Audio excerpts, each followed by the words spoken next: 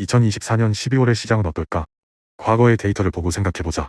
투자자는 절대 돈을 잃지 않아야 한다. 제1원칙이자 유일무이한 원칙이라고 동의한다.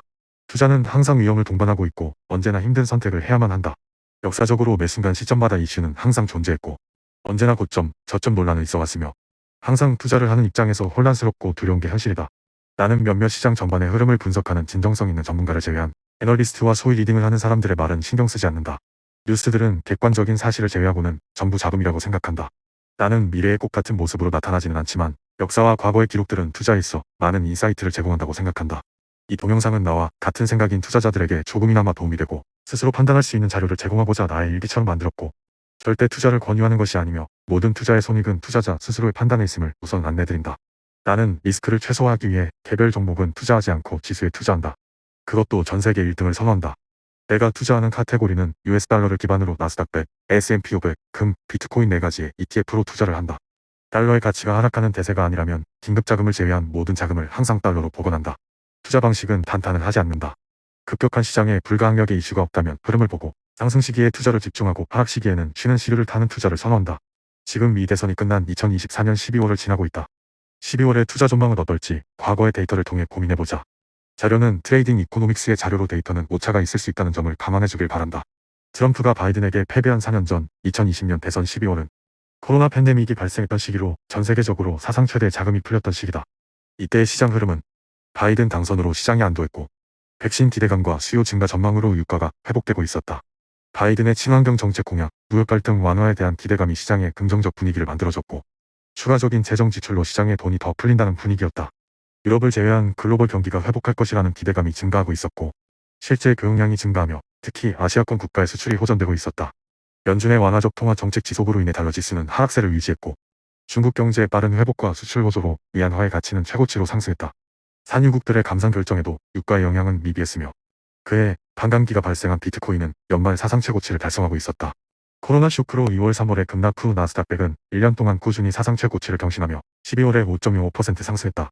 S&P 500도 1년 동안 꾸준히 사상 최고치를 경신하며 12월에 3.71% 상승했다. 금은 3월을 정점으로 지속적인 하락 추세였으며 12월은 6.72% 반등했으나 데드캣 반등 범위로 보인다. 비트코인도 2월, 3월 코로나 쇼크로 혼조세를 겪은 후 지속적으로 사상 최고치를 경신하며 12월에 46.94% 폭등했다. 코스피는 S&P 500과 유사한 흐름으로 사상 최고치를 경신하며 12월에 10.89% 상승했다.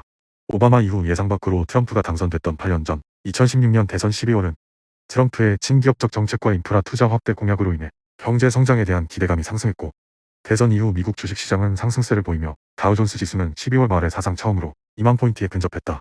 연준이 지속적으로 금리 인상을 하던 시기로 트럼프 당선과 미국 경제 성장 기대감으로 달러화는 강세를 보였다.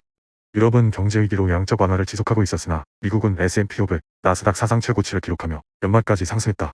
중국은 인프라 투자와 부동산 경기 활성화로 경제 성장률을 안정적으로 유지했으며 미국의 금리 인상과 달러 강세로 인해 위안화는 약세를 보였다. 일본은행은 마이너스 금리 정책을 유지하고 있었고 국채 매입 프로그램을 확대하며 달러 강세와 일본은행의 정책으로 인해 엔화는 약세를 보였다.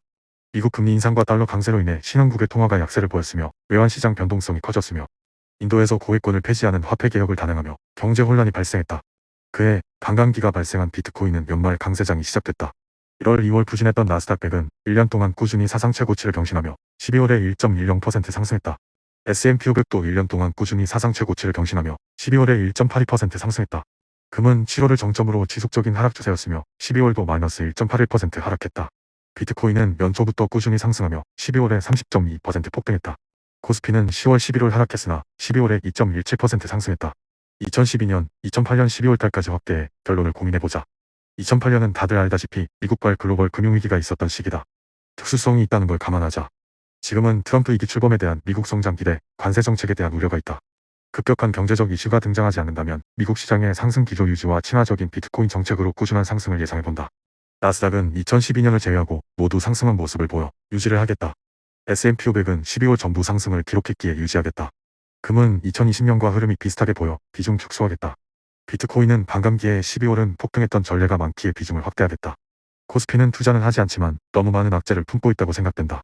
앞으로 계속 공유했던 내용의 결과와 향후 전망을 같이 고민해볼 수 있는 데이터를 업로드할 예정이다. 투자에 진심이라면 구독하고 정보를 계속 받아보세요. 대한민국의 투자자 모두가 성공하길 진심으로 기원합니다.